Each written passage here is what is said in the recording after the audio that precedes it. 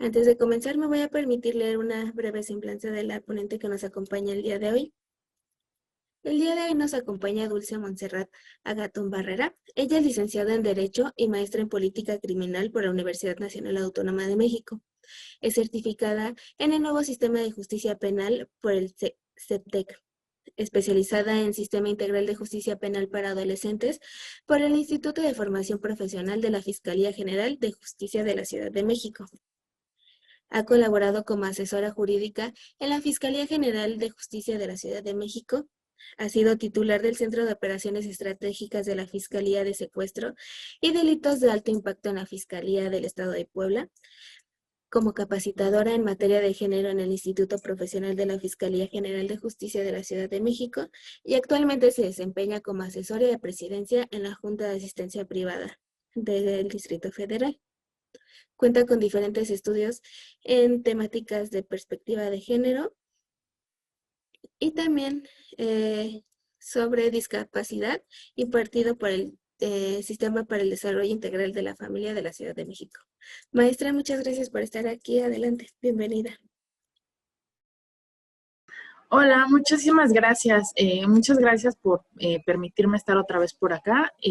Pues bueno, bienvenidas y bienvenidos a todos. Pues bueno, hoy vamos a hablar un poquito del tema de violencia de género, sobre todo en como vieron en el cartel, era todo el tema conmemorativamente al Día Internacional de la Mujer. Parte de esta charla, más bien vamos a hacerlo un poco más práctico como la ocasión anterior. Si les interesa, digamos que hagamos como un resumen o que hagamos alguna presentación, con todo gusto se las diseño. La verdad es que ahorita, como ustedes saben, tenemos el evento, entonces andamos un poquito corriendo, pero con toda la calma del mundo, les preparo tanto una presentación y conforme vayamos trabajando podemos ir viendo la necesidad de algunos materiales. Algunos de ustedes ya los veo que los ubico que de alguna otra charla que tuvimos anteriormente, para decirles que sí estoy trabajando en los materiales que les comenté sobre el tema de género y sobre algunas de las precisiones que ustedes en su momento me hicieron. Pues bueno, antes que nada vamos a hacer una aclaración sobre toda esta parte del tema de por qué el día del 8M se conmemora y no se felicita. Creo que muchos, ahorita pues estoy viendo que hay hombres y mujeres, hemos visto publicaciones en redes sociales, hemos recibido incluso algunas como mujeres mensajes felicitándonos por este día, haciéndonos digamos que, o viendo algunos promocionales que decían de que se les felicita a las mujeres en su día, pero este día no es un día en el cual se tenga que felicitar a la mujer, sobre todo porque si ustedes ven algunas charlas o algunas pláticas de grupos feministas, nos dicen que digamos que hasta este momento las mujeres no tenemos nada por lo cual nos feliciten el 8M, porque el 8M es un día que tenemos que conmemorar, sobre todo un evento muy importante que es el origen precisamente de este día. No tenemos con certeza hasta este momento, o sea, exactamente la fecha en la cual se llevó a cabo, pero en el año de 1857, cuando estaba todo el proceso de la Revolución Industrial, tenemos históricamente solo la referencia que fue a inicios del mes de marzo. Ya estamos hablando un poquito de esta parte. En medio de toda la revolución industrial que se estaba llevando a cabo, justo las trabajadoras de una fábrica textil fueron las que dieron inicio a las manifestaciones exigiendo la igualdad de derechos entre hombres y mujeres. Sabemos perfectamente que el tema de las condiciones laborales durante la etapa industrial, o sea, no eran equitativas, o más bien eran bastante difíciles, por así decirlo, para tanto hombres, para mujeres. Sin embargo, para las mujeres en particular, además de las grandes jornadas que tenían, recibían la mitad del sueldo que estaban recibiendo los hombres. Entonces, las mujeres se organizan, las mujeres una fábrica textil, entonces lo que hacen es que empiezan este movimiento para exigir sus derechos. Evidentemente viene esta parte en la que hay una represión por parte del gobierno, vienen los policías,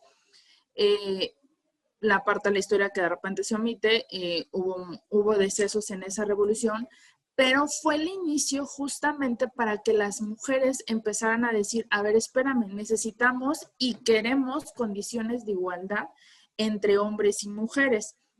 no es justo que por el hecho de simplemente ser yo mujer, reciba la mitad del sueldo que él está recibiendo e incluso reciba peores tratos.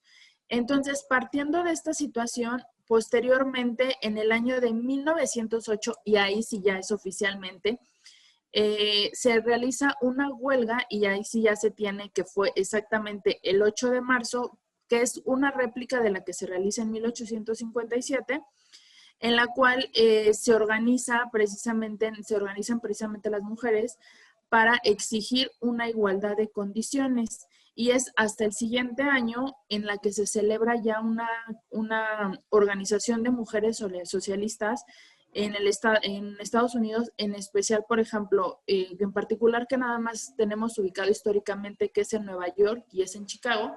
Ahí es donde se realizan las primeras huelgas y las primeras manifestaciones, el 8M, para, digamos que para hacer un reconocimiento a este primer levantamiento que se hace y sobre todo para exigir derechos.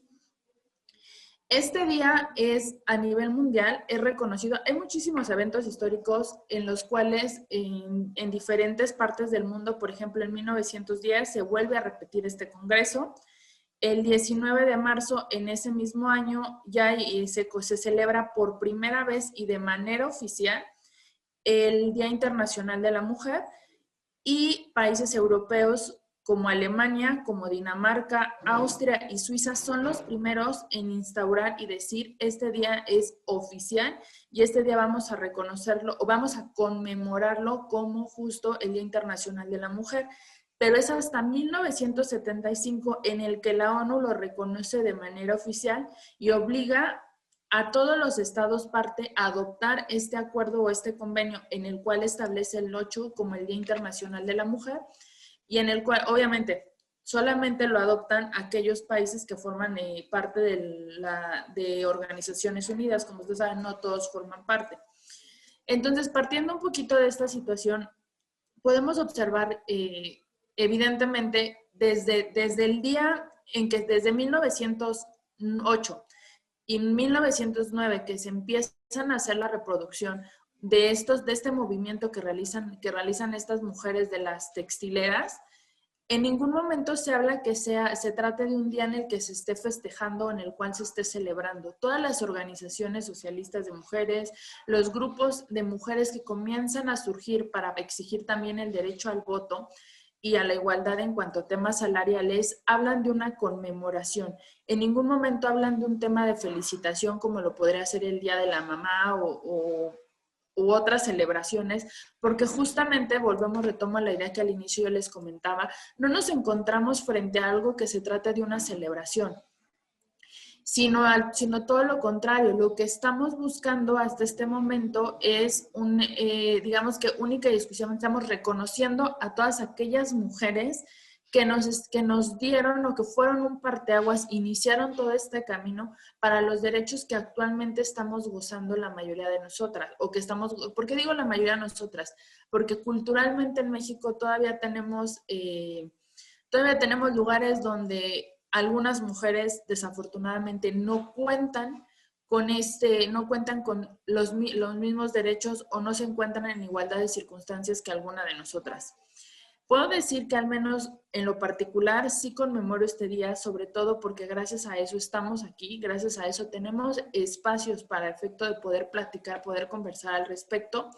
Y por el otro lado, no estaríamos trabajando, no estaríamos laborando, no estaríamos realizando las actividades que hacemos actualmente si no fuera por aquella primera huelga de 1857, si aquellas mujeres no hubieran tenido el valor de hacerlo. Y gracias a eso es que actualmente nosotros nos encontramos aquí charlando. De igual forma, como lo hice en la sesión pasada de que estábamos hablando sobre género, también en algún momento me gustaría escucharlas, hacer pequeñas pausas para que esto no solamente sea un speech y un monólogo, sino que podamos conversar y sobre todo construir y por ejemplo, entender las necesidades que tienen ustedes como instituciones, porque sabemos que algunos de ustedes no solamente trabajan con infancias y trabajan con adolescencias en las que hay mujeres, hay niñas, sino que también cuentan con personal femenino. Entonces, Parte de esto también para poder entender a lo mejor futuras capacitaciones o como me lo dijeron la ocasión anterior, manuales para poder aplicar ciertas metodologías o ciertos protocolos, ¿vale? Entonces, sobre la marcha iré haciendo algunas pequeñas pausas para si ustedes quieren preguntarme algo, quieren aportarme algo o quieren que profundicemos en algo, lo vayamos haciendo, ¿vale? Si están de acuerdo, pues lo podemos manejar así. Bueno, hay un concepto muy importante, sobre todo en el tema de violencia a mujeres. Si ustedes revisan, tenemos infinidad de documentos, por ejemplo, jurídicamente para trabajar temas de violencia en contra de la mujer, tenemos a la famosa CEDAW, tenemos la Convención Belén do Pará, que es con la que es un eje rector para nosotros para trabajar, y de hecho, derivado de estas dos convenciones o de estos dos documentos, es que se comienzan a trabajar y a todos los estados que forman parte de la OEA se les invita de manera cordial y se les impone la obligación de que deben de instrumentar dentro de sus sistemas jurídicos y dentro de sus sistemas también sociales, medidas a través de las cuales se establezca la prevención de la violencia en contra de las mujeres. La CEDAW, que es, digamos que es uno de los principales documentos con los que nosotros tenemos para tener como eje rector en cuanto al tema de violencia a las mujeres, establece, digamos que un concepto claro y digamos que creo que para mí es uno de los que contienen más elementos para poder trabajar el tema de violencia a las mujeres, es justo este instrumento, porque nos dice que la violencia en contra de las mujeres es una forma de discriminación que inhibe su capacidad de gozar de sus derechos humanos en igualdad de condiciones frente a los hombres. Justo esta convención, o sea, no habla en este caso de violencias, habla de un tema de discriminación, porque lo que se busca es, con la conducta que se realiza, es, digamos que cuando se redacta la CEDAW, no se hace una distinción de los diferentes tipos y modalidades de violencia que existen en contra de la mujer. Única y exclusivamente toma de manera genérica la violencia y dice, a ver, la violencia, uno de los principales objetivos es generar una traba, generar una barrera para que la mujer no pueda ejercer sus derechos, para que la mujer también no los pueda ejercitar de la manera correcta. Y lo que hay que hacer es, en este caso, generar una brecha, una distinción o una simetría entre las mujeres y los hombres, justamente generando el eje medular de esto, voy a retomar un poquito lo que platicábamos, es la parte sexogenérica que trabajamos quienes estuvieron en la charla anterior, que este goce de derechos esté definido por, ya sea por tus características fisiológicas, es decir, si naciste hombre o mujer, si tú tienes un rol de género masculino o femenino, el tema de tu sexualidad, ¿no? Si tú sexualmente te identificas como hombre o como mujer, eso va a definir qué tantos derechos vas a tener tú.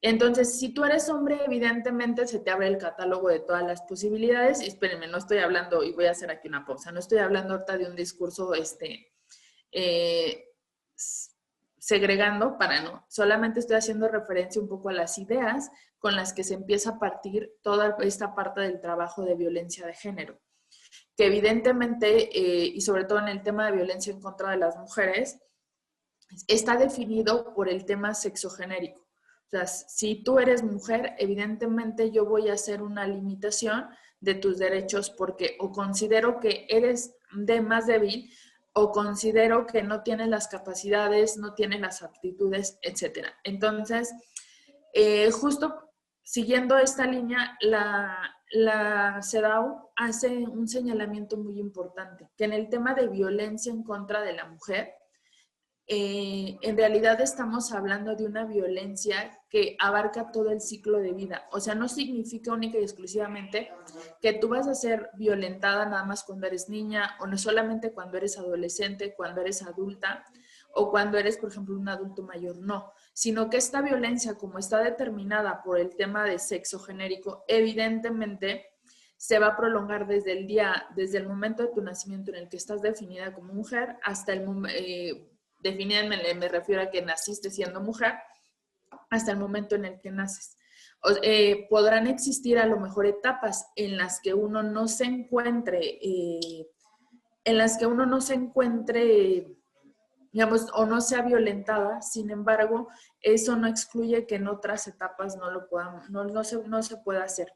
Entonces, partiendo de esto, y que hoy es parte de los debates o parte de los conflictos que en algún momento se han desatado, es el hecho de que decían, es que de repente hay una sobreprotección a los derechos, sobreprotección a las mujeres. Estamos viviendo en una situación en la cual, digamos que las mujeres tienen mayores derechos que los hombres. Sin embargo, nosotros sí tenemos que hacer, por eso hablábamos un poco del contexto histórico, tenemos que entender un poco de todo el proceso justo de la historia en el que las mujeres se han visto involucradas. En la primera charla que yo creo que recuerdo que les dije, la mayoría de la historia no resalta cuál ha sido el papel de la mujer históricamente, cómo han intervenido las mujeres, porque simple y sencillamente podemos ver, digamos que la historia comúnmente dicen es escrita por los vencedores, se ha borrado de la historia la participación de las mujeres en algunas cuestiones o se les ha restado importancia. Por ejemplo, yo les decía en una primera charla, las geishas, ¿no? Que única y exclusivamente muchos las tenían en un concepto de entretenimiento, para no entrar a ahondar en detalles. Sin embargo, cuando nosotros revisamos históricamente y vemos algunos libros de personas que sí han recapitulado y sí han guardado registros, en realidad han utilizadas la mayoría de las veces como espías por parte de el emperador o la persona que estuviera a cargo del poder en el lugar en el que estaba.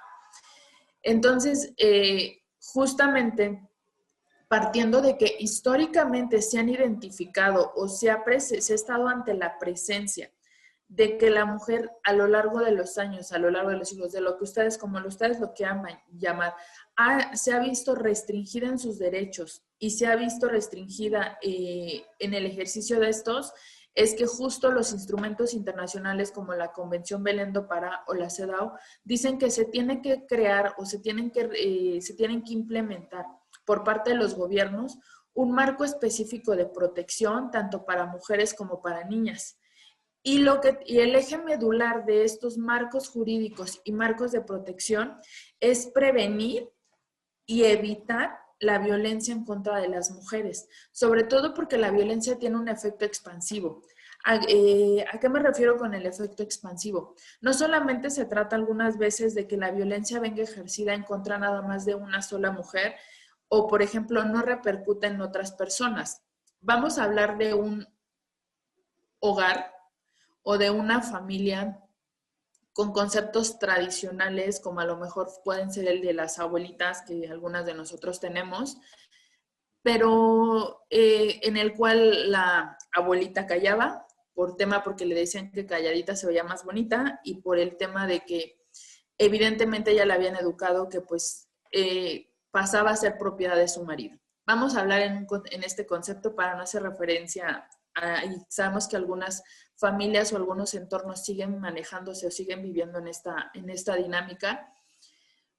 En un hogar el cual está siendo violentado, en el cual llega el esposo, vamos a poner el clásico ejemplo, ¿no? El esposo llega borracho o el esposo llega molesto de trabajar, no le parece cómo está la comida, no le gusta lo que le prepararon, a lo mejor no tiene sal, etcétera, 25,000 pretextos. Y lo primero que hace es agredir a la mujer. Y en un segundo espacio, si hay hijos, sin importar sean mujeres u hombres, o vamos a ponerlo niños o niñas, evidentemente va a existir una violencia que se va a desencadenar. La violencia va a empezar con la madre y seguramente se va a expandir o se va a regar o se va a distribuir también en los hijos. Si algunos de ustedes trabajan en centros, que ayudan, que manejan esta temática, no me dejarán mentir, digamos que las víctimas colaterales en este tipo de relaciones siempre van a ser los hijos, ¿no? Es extraño los lugares o los episodios en los cuales realmente los padres solamente llegan y agredan a la mamá. Pero también existe otro tipo los menores también van a sufrir consecuencias y de cierta manera van a ser violentados al ver ese tipo de patrón. Y justo de repente este círculo de violencia en el que, pues bueno, también, muchas veces cuando hablamos de círculo de violencia, todos nos vamos al tema de alguno que poéticamente, ¿no? Ese famoso poema de ayer me trajeron flores o ayer me regalaron flores, en el cual decía ella, viene, me agrede, después se porta lindo, me regala flores, me pide perdón, dice que está arrepentido, luego viene algún otro detonante, empieza a cambiar su comportamiento hasta que me vuelve a agredir y otra vez me vuelve a pedir perdón, me vuelve a regalar flores, volvemos a este efecto luna de miel, porque así se le llama psicológicamente, viene este efecto de luna de miel hasta que me vuelve a agredir.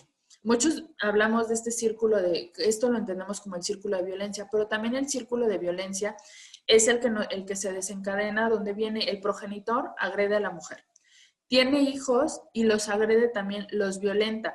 Si vamos a tener en este círculo de violencia expansiva, vamos a tener dos escenarios. Por un lado, vamos a tener el escenario de que si hay hijas mujeres y si hay hijos varones. Si hay mujeres, ¿qué es lo que va a pasar? Se les está enseñando un patrón de relación y un patrón de condicionamiento, tristemente es un patrón de condicionamiento, en el cual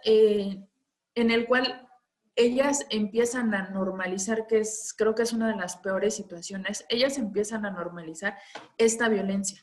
Ahí se empieza a generar el círculo, porque ella ya vio que su mamá es violentada y su mamá dice, es que no puedo decir nada porque es mi marido, porque es que, ¿qué voy a hacer si me deja? Tengo hijos, etcétera. Y le enseña a la hija, es que tú tienes que ser sumisa, no le contestes a tu papá, no puedes hacer esto, ¿no?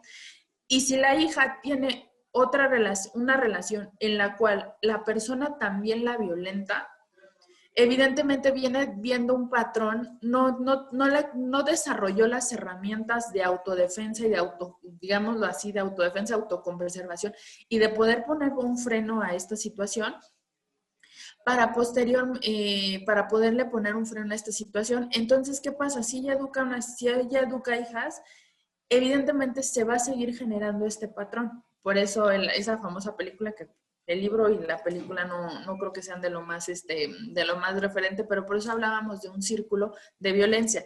Pero por el otro lado, ahora vamos a hablar del esquema de qué pasa si hay un hijo varón.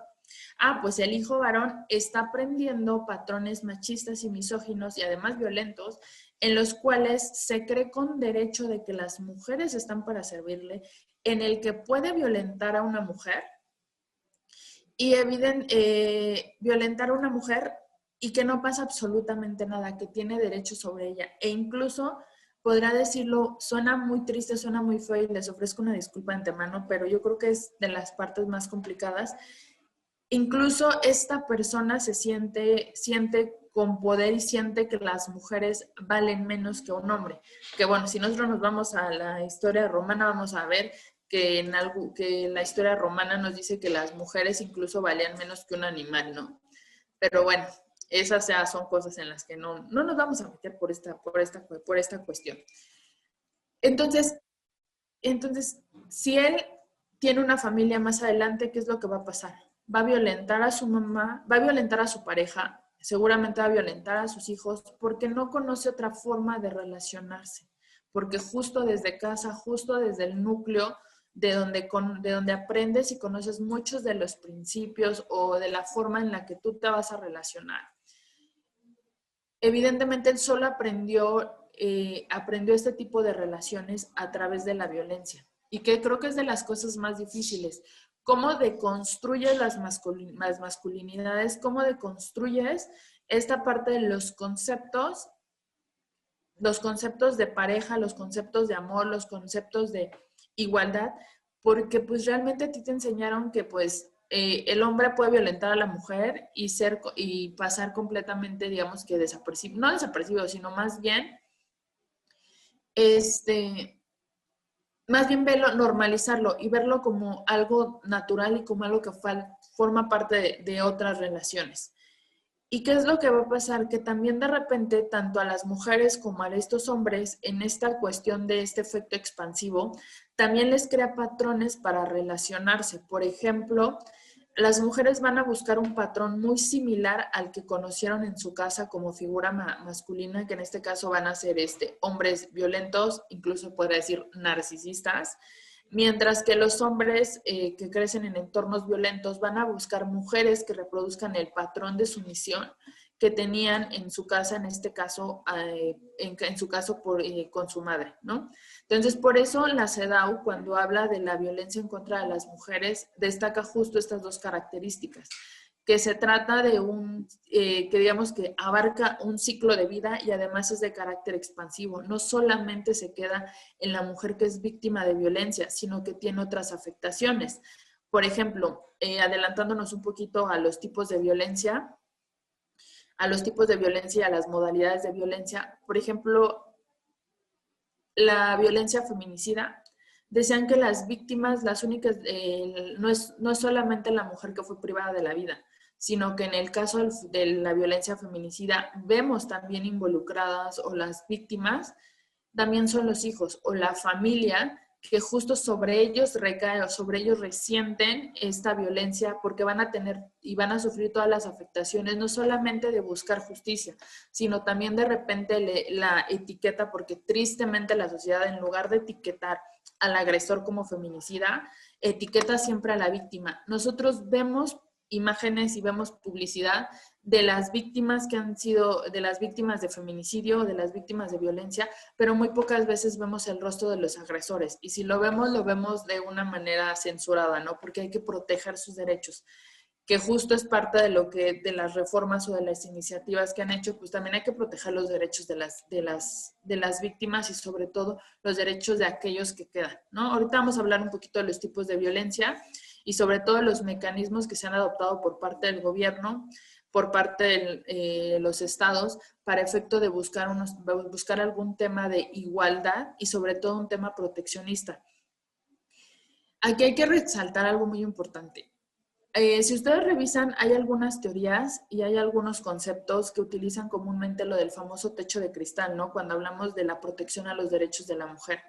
Y es prácticamente, se los voy a decir de manera resumida, lo único que estamos haciendo con esto, digamos que con todas estas leyes que se están creando, con todos estos mecanismos jurídicos, lo único que hacemos es que, o sea, le ponemos a la mujer un techito para protegerla, pero este techito no es permanente, ¿no? Cualquier provocación, a cualquier movimiento o cualquier agente externo que tenga la fuerza, esta protección que yo le estoy poniendo a la mujer o que nos están poniendo a nosotras, porque no me puedo salir del esquema, que nos están poniendo a nosotras se puede romper en cualquier momento. Entonces, de repente por eso grupos feministas, si ustedes ven teorías feministas, hablan sobre el techo de cristal, hablan sobre, no recuerdo si se llama piso enjabonado, ahorita les busco bien el concepto. ¿Por qué? Porque en realidad, de cierta manera, algunos grupos feministas dicen, lo único que estás haciendo es generar leyes, generar mecanismos de protección, pero no son realmente 100% efectivos o 100% seguros. O sea, digamos que nada más me estás dando un paracetamol para una infección que ya tengo. Y evidentemente no estás atacando de raíz el problema. Bueno, hasta aquí vamos bien. ¿Alguna pregunta, algún comentario? En el chat mencionan, se siguen repitiendo patrones y no se rompen las cadenas de violencia. Sí, justamente que creo que es de las cosas más importantes y creo que más allá de las leyes, o sea, yo se los digo, yo soy abogada, vieron mi currículum, y creo que más allá de todo el tema de leyes, de todo el tema de conceptualizar, de aumentar las penas, creo que más bien se trata de un sistema, de algo preventivo. Alguien decía alguna vez cuando empezamos con todo esto de cambiar el sistema jurídico, nos decían que íbamos a tardar 20 años en adaptarnos. Y decía alguien, es que vamos a tardar 20 años en cambiar el esquema de una sociedad. No creemos, más bien decía, no creemos poder cambiar en 20 años el esquema de una sociedad que lleva desde el día antes de Cristo manejando conceptos en los cuales se violenta a la mujer. O sea, eso es sumamente complicado. Pero estoy convencida que a lo mejor el tema de las leyes empieza a ampliar el catálogo de protección a la mujer y sobre todo comienza a definir y comienza a crear mecanismos para que las mujeres podamos acceder no solo a a puestos políticos, sino también para que como mujeres podamos acceder también a la justicia y a la justicia de manera diferente. Yo les decía, creo que sí fue en esa primera charla, yo les comentaba que más bien nosotros no buscamos un tema de igualdad, porque en el tema de igualdad lo que estamos haciendo es, estamos buscando que todos seamos exactamente iguales, o sea, estemos en el mismo nivel. No podemos pedir que todos estemos iguales, porque algunos necesitan ajustes razonables para efecto de poder ejercer los derechos de manera equitativa. Por eso decían que parte de digamos que parte de lo que se busca con toda esta implementación es la equidad. ¿Por qué? Porque les decía, tenemos al monito que está, los tres monitos, ¿no?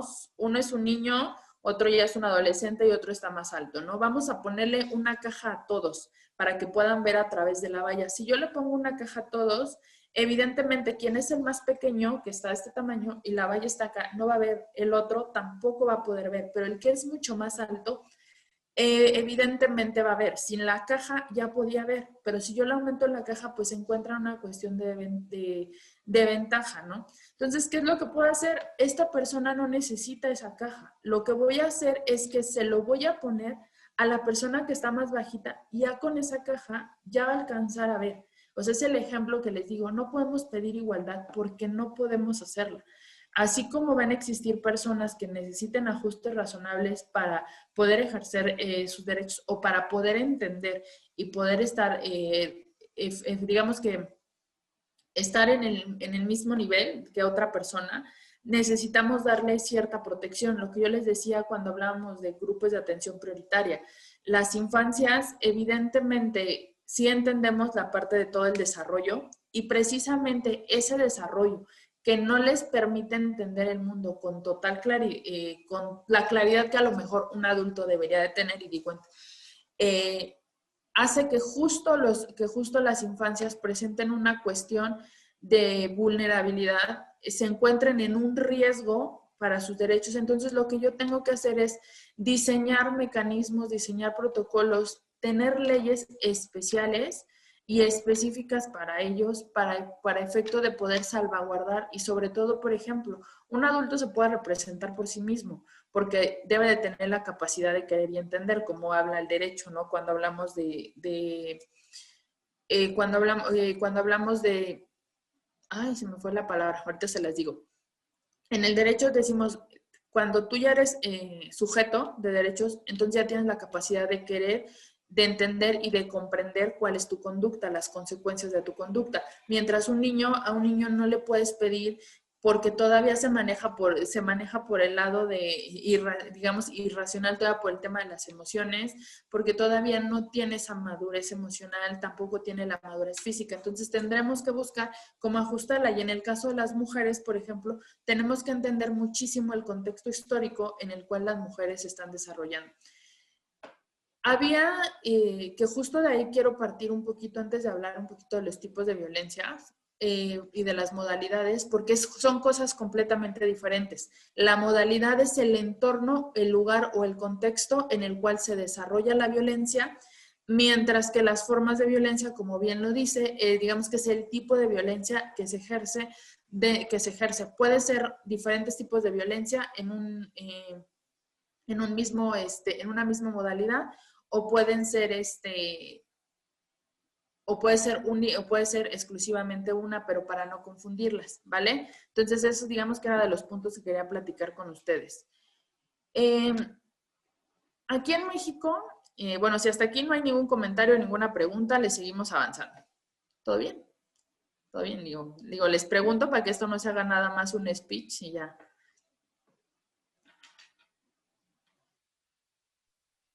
Bien, gracias. Gracias. Bueno, partiendo justo como esta plática partió del hecho de la conmemoración del 8M, la conmemoración del Día Internacional de la Mujer, yo platicaba que creo que, por eso les decía que esto no vamos a intentar no hacerlo tanto un monólogo, sino que vamos a hablar, porque a veces es súper fácil decir. Hablar desde el privilegio, dicen algunos, hablar desde el privilegio, pero también necesitamos, a pesar del privilegio, no perder la empatía y tratar de entender un poco todo este tema de violencia en contra de la mujer. Conozco a personas que dicen, es que las mujeres tienen demasiados derechos, es que a las mujeres se les protege demasiado. Tan es así que pues tenemos a las ladies Uber, que dice, ya cualquier mujer puede amenazar a un hombre para hacerlo sentir incómodo. Sin embargo, también tenemos que tener un contexto. Y yo se lo pongo aquí sobre la mesa porque veo que hay hombres, hay mujeres, digamos que habemos variedad, para no poner etiqueta absolutamente a nadie. Pero yo les pregunto, sobre todo quienes trabajan con infancias y con adolescencias, la mayoría de las veces o que vienen de contextos violentos, yo les decía, antes de hablar de modalidades y de las formas, y aprovechando esto el marco del 8M, yo les decía, vamos a revisar el chat de las mujeres, vamos a revisar el chat de los hombres, y si ponemos en la búsqueda la frase llegué bien o cómo llegaste, el 99% de mujeres en sus chats tenemos esa frase para reportar que llegamos bien a un lugar, que salimos bien de un lugar o incluso para preguntarle a una amiga si llegó bien. Los hombres, no voy a segregar esta parte, sin embargo, los hombres en un menor grado se preguntan, oye, ¿cómo llegaste? ¿Cómo estás? O se avisan al otro, llegué bien. Pero en cambio es un patrón generalizado en las mujeres el tema de decir, llegué bien. Entonces yo le decía, no se trata de un tema de decir, es que ustedes tienen mayores protecciones, tienen mayores derechos. Yo le preguntaba y le cuestionaba a esta persona, que es hombre, le decía, te puedo hacer una pregunta, ¿cuántas veces tú has sentido miedo cuando sales a la calle? O sea, dime cuántas veces, o sea, lejos de que te metas en una zona criminógena, ¿cuántas veces has salido con ese miedo, con esa inquietud? ¿O cuántas veces te has sentido incluso vulnerado en algún entorno? Partiendo de esto, yo le decía, es que justo cuando dejes de lado el tema del privilegio, el tema que te está haciendo carecer de empatía, en ese momento tú vas a entender el por qué la necesidad de un mayor grado de protección a los derechos de las mujeres.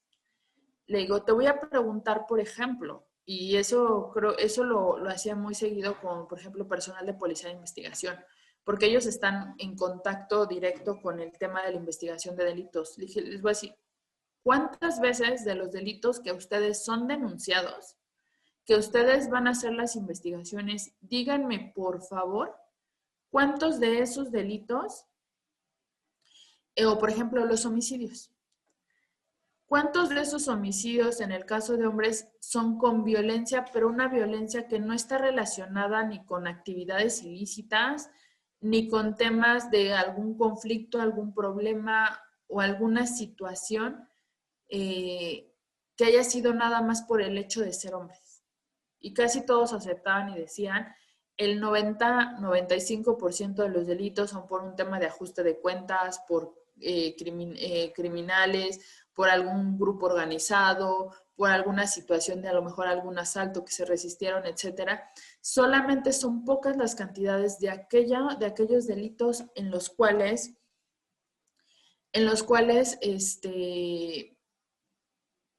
digamos que en los cuales vemos el grado de violencia que vemos en los delitos cometidos en contra de mujeres. Te digo, ahora háblenme de los delitos que ustedes atienden cuando se trata de una mujer, cuando la víctima es una mujer. Y casi todos ellos me decían, aquí es a la inversa.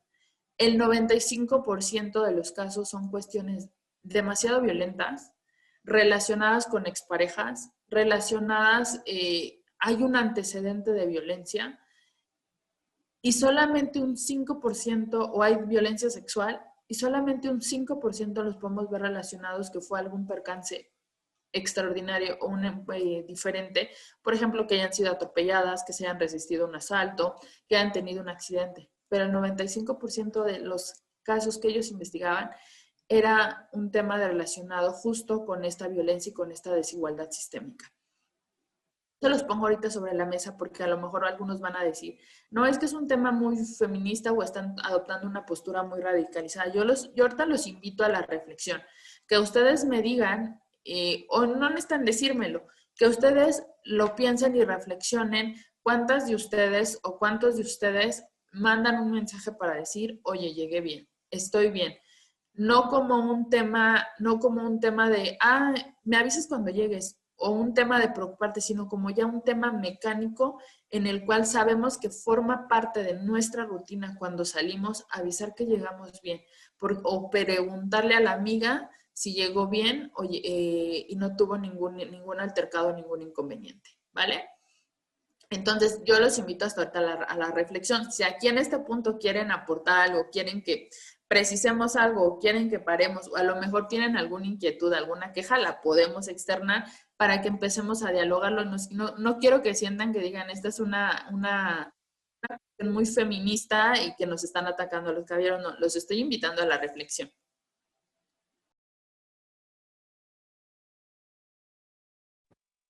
Tenemos participaciones en el chat. Listo. Muchísimas gracias. Pues bueno, ahora sí, vámonos al tema de cuáles son los tipos de violencia. Igual se los dejo como una reflexión para efecto de que pues ustedes empiecen a hacer un análisis de a ver por qué es la necesidad de todo este proteccionismo, porque ya de repente ya nos estamos volviendo un estado muy proteccionista con las mujeres y también nos estamos olvidando que no solamente las mujeres pueden ser víctimas de violencia, también los hombres. Pero lo que les decía, el tipo de violencia y las formas de violencia son completamente diferentes, la que vive un hombre, la que vive una mujer. Pero también le estoy diciendo, eso no implica ni estoy justificando que las mujeres no podemos ser generadoras de violencia tanto a los hombres como a otras mujeres, ¿eh? Pero lo que alguna vez alguien me corregía, sí, no vamos a descartar este punto, pero también la violencia que se ejerce, por ejemplo, en contra de hombres, digamos que no es de la misma magnitud que la que tenemos en contra de las mujeres, ¿vale?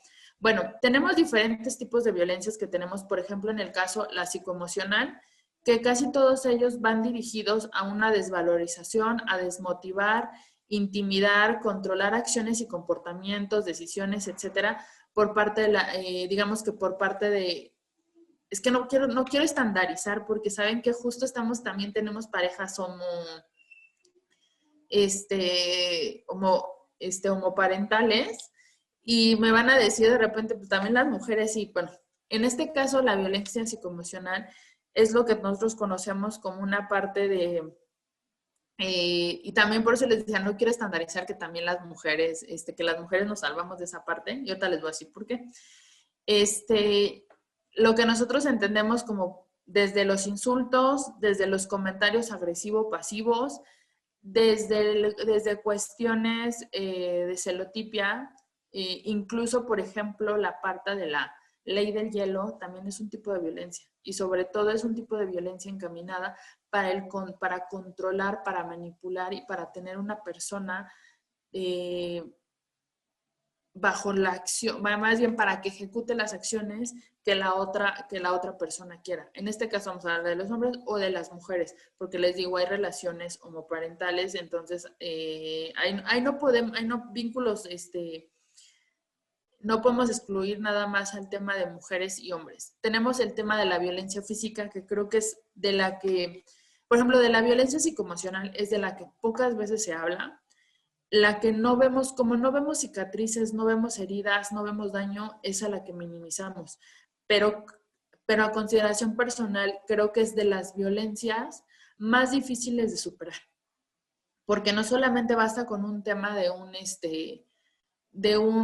dejar la relación, sino que además si estamos involucrados con una persona narcisista, hay mecanismos psicológicos que se destruyen completamente, que la verdad es que después de dejar a un narcisista es algo muy complicado, así como a cualquier agresor. ¿Por qué? Porque la persona ha desarrollado una codependencia a esa relación, ha normalizado los patrones de violencia y la verdad es que es en serio, el cerebro queda secuestrado. El cerebro normaliza primero el love bombing y después normaliza el gaslighting, ¿no? Te ignoro. Y también, entonces el cerebro está tan acostumbrado, justo por eso les decía que hay un condicionamiento, porque justo te van preparando. Primero te dan todo el amor, todo el amor, todo el amor del mundo, las relaciones violentas, y después empiezan paulatinamente a ejercer cualquiera de los tipos de violencia. Y posteriormente empiezan a ver como que las agresiones, pero justo pasa como con los perros de Pavlov, ¿no? Si yo me porto bien, me dan un incentivo. Entonces, ¿qué es lo que hago? Empieza a disminuir el grado de amor y de atención, entonces el cerebro empieza a alarmarse por el sentimiento de abandono que venimos generando de a lo mejor de los núcleos familiares, etcétera, y lo que hace es que tiene que empezar ahora la víctima es quien empieza a bombardear de love bombing a la otra persona para llamar la atención y para que den un pedacito, una migaja de amor para sentir esa gratificación cerebral. Pero no se trata, pero es justamente un condicionamiento que el agresor o agresora, no voy a hablar bueno, si digo agresor lo estoy hablando en genérico, no lo tomen personal, que es solamente para los hombres. Que la persona ya ha detectado justamente, ya hizo como que hizo el condicionamiento, ya lo preparó mentalmente, entonces ya sabe perfectamente cuáles son los mecanismos con los cuales puede violentar a la víctima sin que la víctima ponga ninguna objeción. Y la víctima va a ser tan codependiente que le va a costar muchísimo trabajo dejar de lado esta relación. Que justo en algunos de ustedes, por ejemplo, los que trabajan sobre todo con adolescencias, ¿cómo logras que un adolescente, que a lo mejor un adolescente de 15 años, logre salir de una relación psicoemocional? Sobre todo, dices, a los 15 años, ¿quién?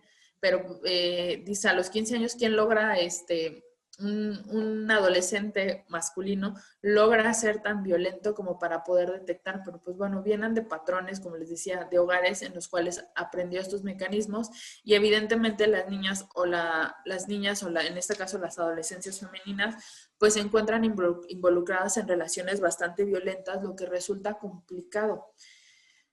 Resulta complicado, uno, romper con el ciclo y dos, ¿cómo la convences de que ella quiera romper con el ciclo?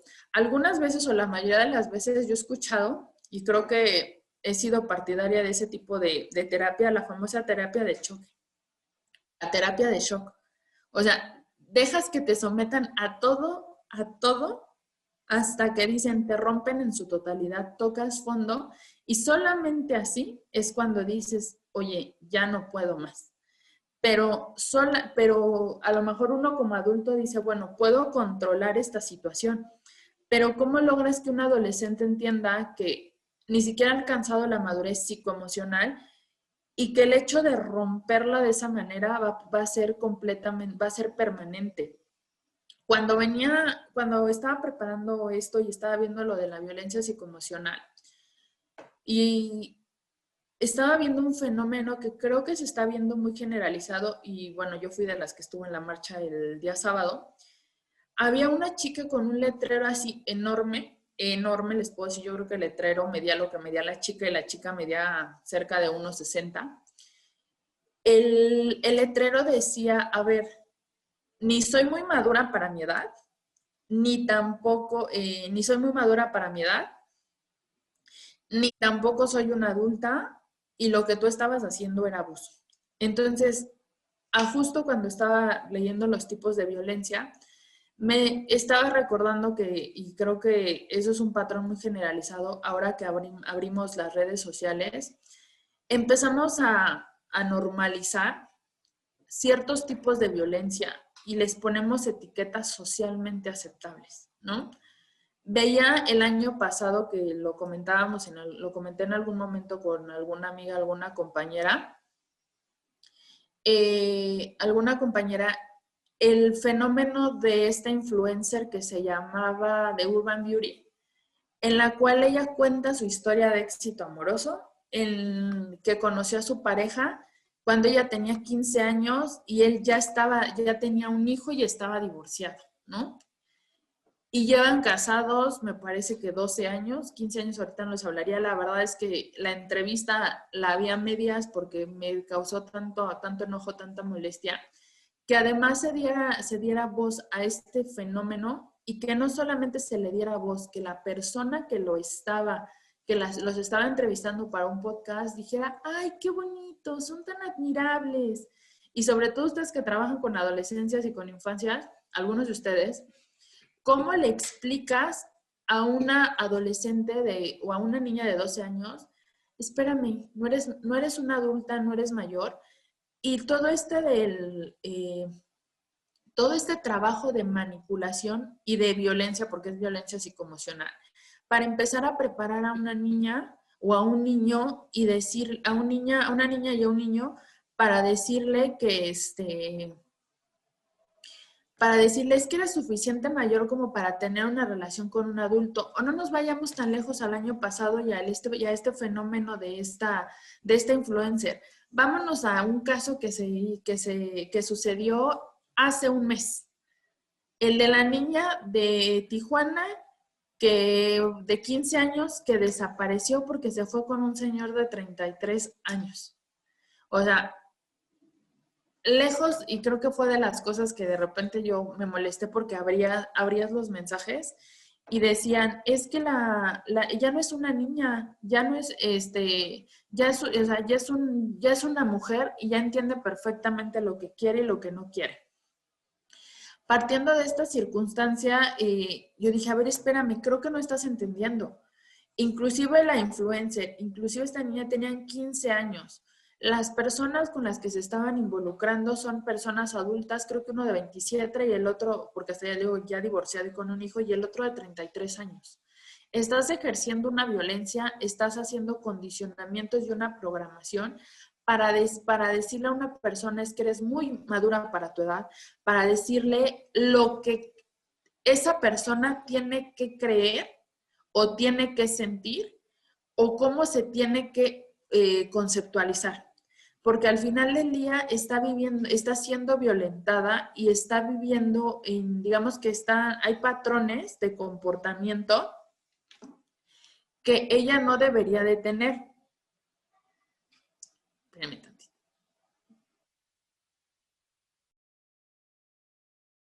Una disculpa, perdón, es que me andaban buscando, pero se les olvidó que anotar. La verdad es que yo no quiero llamarlo manipulación, yo lo quiero llamar violencia, porque empiezas a programar y le empiezas a decir y te empiezas a brincar etapas que esa persona no debería brincarse o no debería tener. Bueno, no sé, yo creo que actualmente estamos en una época muy sexualizada en la que algunos dicen, bueno, es que su vida sexual, pero no sé, yo a los 15 años creo que yo estaba más emocionada con mi fiesta de 15 años, creo que todavía me trajeron los Reyes Magos, no me acuerdo la verdad, pero dices, ellos están rompiendo el agresor o la agresora con un patrón de comportamiento. ¿Por qué estoy hablando de agresora? Porque resulta que también tenemos relaciones en las cuales las mujeres siendo maestras de alumnos de secundaria, etcétera, que hubo creo que un caso en Estados Unidos que la maestra se embarazó de un chavito de 15 años, ¿no? Partiendo de este punto es que justo tenemos que entender que la violencia psicoemocional no solamente se va al tema de las relaciones, sino también se va al tema de que vamos a buscar otras formas para que los menores, o para que en este caso vamos a llevar a un nivel de manipulación tal que los vamos a volver o los vamos a dejar a nuestra disposición. Retomo este ejemplo porque incluso yo veía, si ustedes tienen la oportunidad todavía de buscar este caso que de hecho hasta la censuraron y salieron a la luz muchísimas cosas que decían que en realidad no la conoció cuando tenía 15 años, la conoció desde que ella estudiaba en la primaria o algo así, la identificó y desde ahí comenzó el proceso de manipulación para violentarla porque la violentó, para convencerla que a los 18 años se fuera con él. Sin embargo, no tenemos, o sea, seguramente desde antes de que cumpliera los 18 años ya se habían cometido otras conductas y que desencadenaban otros delitos, pero justamente tenemos también que empezar a ponerle nombre y empezarle a poner las etiquetas como realmente son. Ahorita les voy a dar otra etiqueta socialmente aceptable, de otro tipo de violencia. Bueno, tenemos el tema de la violencia física, que creo que esa no se las tengo que describir porque esa violencia justamente es la que más vemos, la que más se ha visibilizado a través de redes sociales, a través de medios de comunicación, en el cada vez más personas salen o cada vez más mujeres salen a decir, soy violentada por parte de mi pareja. Entonces, partiendo de esta situación, de esta, pues no voy a profundizar tanto. Sin embargo, de repente, creo que también socialmente tenemos que empezar a generar sobre todo en las dependencias, a generar una sensibilización, que incluso una cachetada, un pellizco, un jalón de cabellos, lo que sea, es la escalada o es el inicio para un nivel de violencia mayor y enseñarles a no, por ejemplo, que creo que eso es parte de lo que yo quiero explicarles aquí, ¿no? Y transmitirles el mensaje.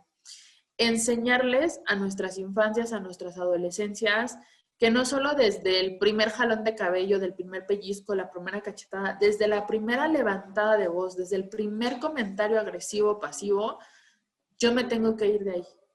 Porque el violentómetro, a veces digo, el violentómetro, muchos lo tomamos lo tomamos de referencia, pero tenemos que enseñarles que la violencia no nada más se va a quedar en me dejó un ojo morado, me tiró un diente, me rompió una costilla, no. La violencia también es el primer comentario agresivo pasivo. Comúnmente yo que les decía, yo les tengo que hablar desde mi aspecto personal porque no voy a poner ejemplos de terceros que puedan ofenderlos, pero yo sí les puedo poner, y ese caso siempre se los decía. Algunas veces nosotros decimos, ay, es que yo soy profesionista, es que eso a mí no me va a pasar, etc. Les puedo decir que si para uno como adulto profesionista, preparado, con todos los mecanismos de defensa, nos pasa, ¿cómo no les va a pasar a otras personas? Porque yo les decía que nosotros hay que empezar a enseñarles a nuestras infancias que tienen que irse no al primer grito, al primer comentario agresivo pasivo. Pasé por comentarios agresivos pasivos en una relación que tuve y por eso ya dejé, ay, con los narcisistas quedé traumado, cruz. Pasé comentarios agresivos pasivos, pasé comentarios de control, de decir dónde estás, con quién estás, te quiero hasta ahora, etcétera, ¿no? A dejar de salir los fines de semana porque a él le molestaba, si no era con él, evidentemente. Pero el momento en el que la química de mi cerebro cambió y dijo, no puedo quedarme aquí, estando sentada a su lado, le hice una broma, pero fue una broma tonta de sigue así, te voy a cambiar por otro. La verdad es que no lo recuerdo que fue una broma tonta. En el momento, su reacción fue sujetarme de la pierna. Yo pensé que me iba a hacer una caricia o iba a hacer algo y me empezó a apretar la pierna. En ese momento, algo en mis... Y le volteé y le dije, me duele, me estás lastimando. Su respuesta cambió toda la historia. Su respuesta fue, esa es la idea. En ese mismo momento mi cerebro hizo clic y dijo, no más, no te puedes quedar aquí. Y les voy a decir una cosa, no vengo de bueno, sí, un poquito machista, una construcción un poquito machista. Sin embargo, mi papá siempre me dijo, o sea, si te ponen la mano encima, no se la van a acabar, ¿no? No permitas, si yo no te pego, yo no te grito, no permitas que otra persona. Pero estaba tan inmersa en la violencia psicoemocional que no me percaté de ella, no me di cuenta. Solamente me di cuenta que estaba siendo víctima de violencia hasta que vino esta demostración de violencia física. Ahí fue donde mi cerebro hizo clic y dijo, vete de aquí. ¿Qué es lo siguiente que te va a hacer? Pegarte una cachetada, pegarte un puñetazo. O sea, este es el momento de irte. Entonces, si nosotros no podemos mantener a nuestras infancias en una esfera de cristal y decirle, es que todas las relaciones son como las de Walt Disney, ¿no? Bueno, no les voy a poner ejemplo de Walt Disney porque la verdad es que si nos ponemos a hacer un análisis de todos los delitos que hay desde estupro, violación, etcétera,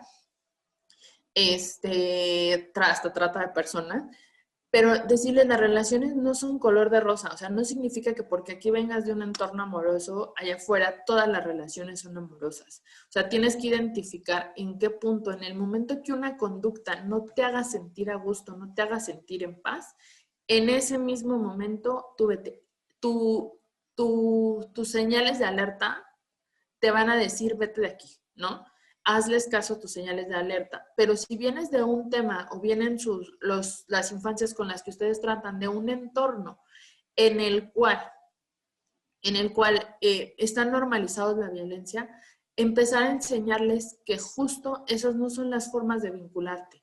O sea, no significa que te amen porque un día te den love bombing y al otro día te ignoren y te digan, es que se tomó su espacio. No, no se tomó su espacio. Cuando estás en una relación o cuando estás vinculado con una persona, evidentemente eso del espacio, eso de ignorarte una semana, ignorarte días, le está faltando al respeto a la relación y te está faltando al respeto a ti. Sobre todo ahorita que ya vayamos bajando, pues vamos a poner más ejemplos. El siguiente tipo de violencia es el violencia patrimonial. En este caso es para todo aquel tipo de violencia que lo que busca es hacer un menoscabo en los bienes muebles o inmuebles de una mujer, o en este caso en su patrimonio, y lo que hacen es la destrucción. La mayoría de las veces vemos esta relación, cuando, por ejemplo, les rompen cosas a las mujeres su propiedad, pues decimos, bueno, X fue un accidente. Algunas veces no son un accidente. Justo el decir X, o no pasa nada, o no es cualquier cosa, no es un accidente, ¿no? Detallitos tan simples como que el noviecito ya le dañó la falda a lo mejor con barniz, o hizo alguna cuestión para que ella no vuelva a utilizar una prenda que a él no le gusta. Entonces hay que empezar a decirles, a ver, ok, pasó este incidente con esto. Por ejemplo, rasgó tu blusa. Te voy a hacer una pregunta muy sana, muy sincera. Dime si él se había quejado sobre esa blusa. Ok, no, pues sí me había dicho que no le gustaba porque me veía muy no sé qué. Para empezar, él no te puede poner esa etiqueta. Y segundo, que entonces si a él no le gustaba esa blusa, evidentemente lo hizo para dañarte, lo hizo para afectarte. Algunas veces, por ejemplo, me llegó a tocar una persona que decía, literal, un día llegué a mi casa y había quemado toda mi ropa y me había comprado ropa nueva. Y su pretexto fue, es que te mereces lo mejor y te mereces ropa de marca, pero cuando veas la ropa de marca era otra yo. Entonces, desde ahí el tema, y lo que ella dijo, bueno, lo vi como un acto de amor que se preocupaba por mi presentación. No, tienes que ver qué es la conducta que está detrás de ese acto de amor que tú estás haciendo. Sobre todo empezar a enseñarles a identificar que esos actos de amor justificados, un acto de amor no se justifica. O sea, ¿cómo lo justificas, no? O sea, un acto de amor llega a la demostración sin iniciar un contexto, ¿no? Pero hay que empezar a enseñarles dónde está, o sea, cuál es el discurso o qué es lo que se oculta detrás de esta situación, ¿vale? No sé si me estoy dando a entender. ¿Hasta aquí vamos bien? ¿Alguna duda, alguna pregunta? Si gusta encender su micrófono, puede hacerlo. Hacia adelante pueden alzar la manita, ponen el micrófono y aquí podemos hablar si a lo mejor a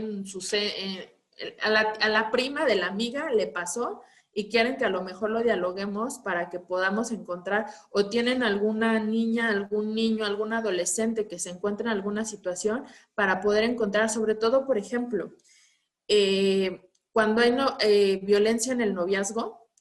Muchas veces los papás se dan cuenta, así como mi mamá, que yo no era adolescente, mi mamá se dio cuenta que estaba en una relación violenta, pero ella no se atrevía a decirlo porque decía, lo voy a malinterpretar. Entonces, también, o sea, digamos que también hay que empezar a desarrollar mecanismos para poder enseñarles. Por ejemplo, tengo una sobrina que le explicaba, obviamente tiene 3 años, no me va a entender, pero cuando le dije que iba a ir a marchar y le explicaba un poquito, pero a sus palabras me decía, dices cosas raras, ¿no? Porque ella en su mente, todo el entorno o todo el contexto en el que se ha desarrollado en sus 3 años está lleno de amor. Ella no ve a las personas como malas. Para ella todo es bondad, todo es amor, todo es arcoíris. Sin embargo, le hemos estado enseñando con unos videos de YouTube muy buenos que existen personas malas representadas con el lobo, y justo a mí me impresioné la primera vez que vi el video, pero ella me dice, mira, el lobo es malo, se llevó a la niña para hacerle cosas raras, ella dice. Entonces yo quedé impresionada, pero ella ya entendió con ese video que hay personas que son lobos y que no todos son buenos con los niños. Entonces de repente cuesta trabajo empezar a normalizar. no soy paranoica, pero yo prefiero que desde chiquitos, ella empiece a desarrollar mecanismos para poder identificar cosas con las que no se siente cómoda. Ella no está obligada a saludar de beso ni abrazo, solamente si le nace. Si alguien le dice, ¿me das un beso? Ella dice, no, no doy besos, no doy abrazos, solamente a la gente que amo. Entonces, no hemos desarrollado condicionamientos con ella de decir, si me das un beso, te compro una paleta. Lo tenemos estrictamente prohibido por parte de su mamá, porque justamente no queremos que sean víctimas potenciales para otros tipos de violencia. Aquí, si alguien quiere alzar su micrófono o algo así, con todo gusto. Preguntan que si nos podrían compartir los videos para los niños. Sí, si gustan, espérame, es que no me sé mi correo. Es dulce.gatón y todo lo que va de la app.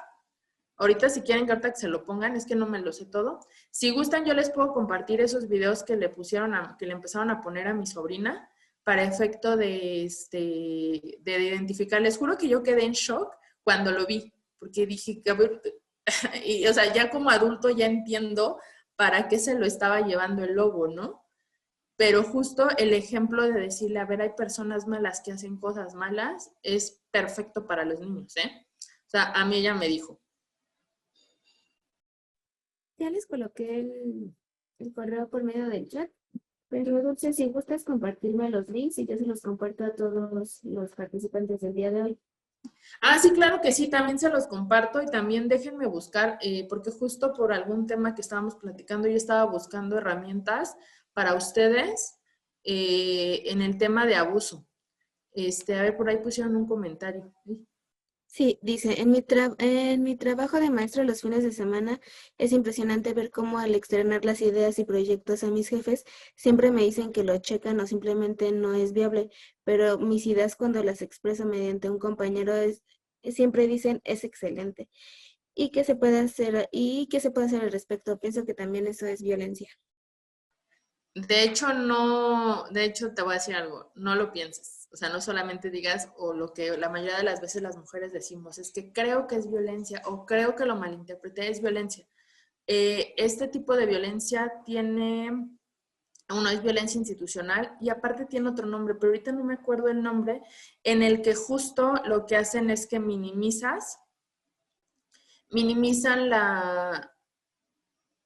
bueno, una es violencia laboral y justo lo que hacen es descalificar el trabajo que tú estás realizando. O sea, es una violencia laboral. Si en este caso hay un órgano interno de control, puedes presentar una queja y si hay personas que puedan ser testigos de estos tipos de conductas, te ayudaría muchísimo, sobre todo para sentar un precedente. Y es que déjame revisar, ahorita no tengo muy claro porque creo que la última vez, creo que hace unos meses le volvieron a hacer unas modificaciones al tipo penal, pero incluso bajo la ley de acceso a las mujeres a una vida libre de violencia, puedes presentar una denuncia en contra de los servidores y sobre todo si es una escuela de carácter público, puedes presentar una denuncia en contra de esta institución en su carácter ellos ser servidores públicos por el tipo de violencia institucional que están ejerciendo en contra de ti y por ser violencia en razón de género, así se le llama lo correcto, violencia en razón de género. ¿Vale?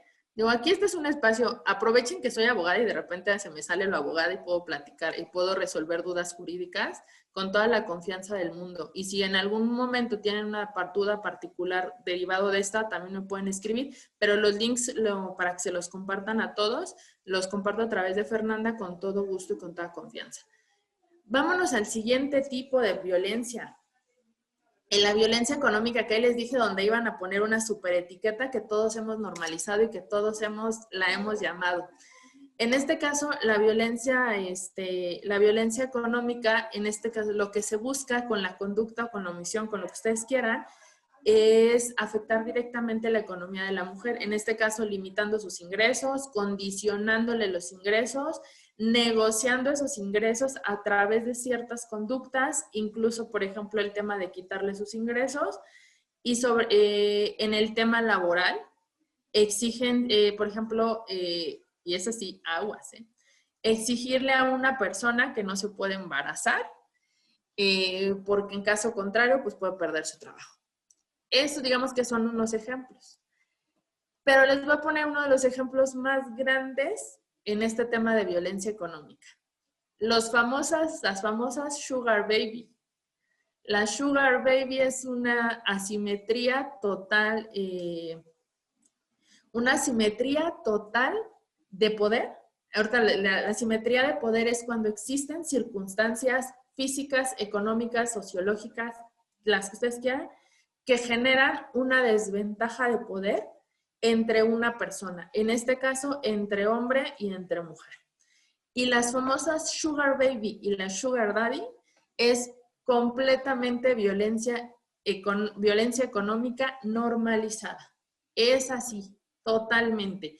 El único gran detalle es que nosotros lo hemos normalizado tanto que hasta decimos, hay que un Sugar Daddy, ¿no? Pero no nos damos cuenta que la sociedad nos está vendiendo la idea que es correcto y que incluso lo estamos promocionando, el hecho de que una persona a través del tema económico pueda obtener favores de carácter sexual, porque en realidad eso es. Y si lo podemos ver, digamos que es un tipo de prostitución moderna. Lo más grave de todo esto y lo más delicado, sobre todo ustedes que están, algunos digo, trabajan con personas menores de edad, que cuando están viendo programas de televisión, y voy a decir uno, la famosa Casa de los Famosos, por ejemplo, una de ellas, bueno, dos de ellas han hecho mención muchas veces que tenían sugar daddies. Y ¿saben qué es lo peor? Que las niñas les estamos metiendo el chip que está bien que una persona mayor o un adulto mayor pueda obtener favores sexuales o te pueda violentar, porque te están violentando a través del condicionamiento del recurso económico. ¿Vale? Entonces, creo que digamos que hay que empezar a ponerles etiquetas y hay que empezar a decirle, a ver, espérame, hija, sobrina, o en este caso, las personas con las que ustedes trabajen. ¿No? O sea, el hecho de, hacer un sugar daddy, una sugar baby, te está sometiendo a un tipo de violencia en el cual esa persona te puede condicionar, te puede manipular y te puede controlar a través de proporcionarte recursos económicos. Entonces nosotros tenemos que empezar a quitarle esa etiqueta completamente y empezar a decirle no es normal y no es lo más prudente, ¿vale? Por ahí creo que había visto una pregunta. Sí, dice, me despidieron injustificadamente y hasta el día de hoy no he logrado que me den mi liquidación, ya que trabajé para la empresa 22 años. ¿Será también violencia? No le apriete. Aquí hay que ver en qué condiciones fue el despido, ¿vale? Y si hay una cuestión de que a lo mejor te despidieron porque te embarazaste, te despidieron porque tomaste una licencia de maternidad, te despidieron por una cuestión de razón de género, ahí sí. Pero si en este caso fue un tema de un despido injustificado, o sea, puedes ir ante las instancias, creo que ya es el Tribunal Laboral, porque ya hicieron reformas a la ley, y ya ahí exponer cuáles son tus motivos y derivado de eso, si te despidieron por una cuestión de ser mujer, ahí sí hay violencia, pero si fue un tema genérico, pues ahí necesitaríamos conocer las particularidades de las circunstancias, ¿vale? Gracias. Ok, vámonos al otro. El tema de la violencia sexual, que eso en este caso lo conocemos perfectamente, que es cuando se ponen en riesgo, se lesionan bajo cualquier circunstancia, el tema del libre desarrollo psicosexual de la mujer. Pero aquí, ojo, la violencia sexual no solamente involucra el tema de alguna violación, algún abuso sexual, algún acoso, sino también implica, en este caso, un hostigamiento de carácter sexual, algunos tipos de prácticas o alguna cuestión, incluso palabras con las que nosotros no nos sentamos cómodas. Entonces también ese es un tema muy importante. Platicaba en algún momento que nosotras como mujeres, incluso los hombres saben cuando un tocamiento o cuando un abrazo o cuando una cuestión no es con un carácter amistoso, un carácter cariñoso, sino en realidad se está haciendo con una situación se está haciendo con una situación de algún otro, digamos la palabra, lascivamente, ¿no? Entonces también tenemos que empezar a enseñarles, que yo creo que eso lo tenemos bien manejado, el tema de enseñar a los niños, que tu cuerpo no se toca, empezar, suena, a algunos les molesta, pero empezar a llamar las partes del cuerpo por su nombre y no empezar a poner sobrenombres, porque yo les digo esta parte de que es muy importante, porque justamente en algún momento lo vi en un antecedente, no los quiero traumar, en algún asunto que como los papás nunca habían hablado con el niño de decirle, a ver, este es tu pene, esta es tu vagina, no debes de dejar que nadie te toque, mira, este es tu ano, etcétera, no tuvieron esa pequeña introducción a las partes del cuerpo y a los temas sexuales. Justo el menor fue captado por un conserje en una escuela y el conserje en la escuela empezó a programar al niño, lo empezó a condicionar para ser víctima del abuso. Le empezó a decir, bueno, es que eso no se llama pene, ¿no? Es a lo mejor el leoncito.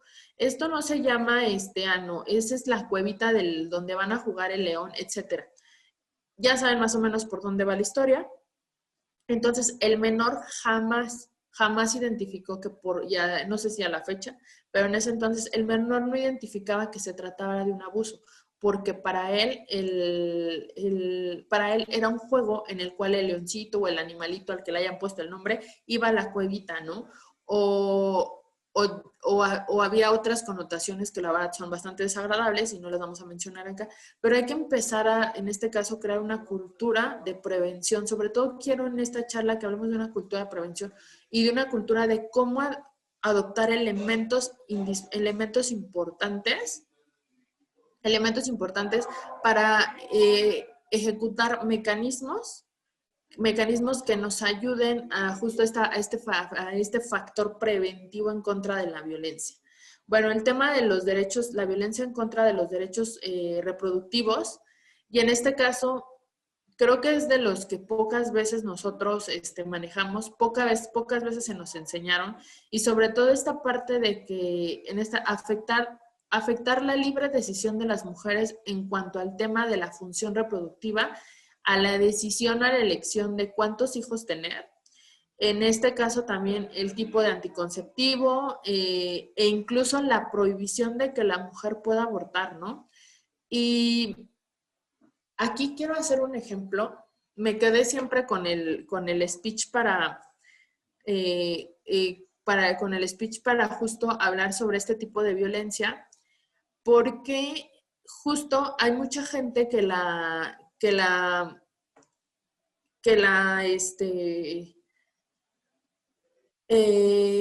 confunde un poco con el tema de la violencia obstétrica. Pero miren, justo hace algunos años, en el Instituto Mexicano del Seguro Social, alias el IMSS, a las mujeres de ciertos recursos,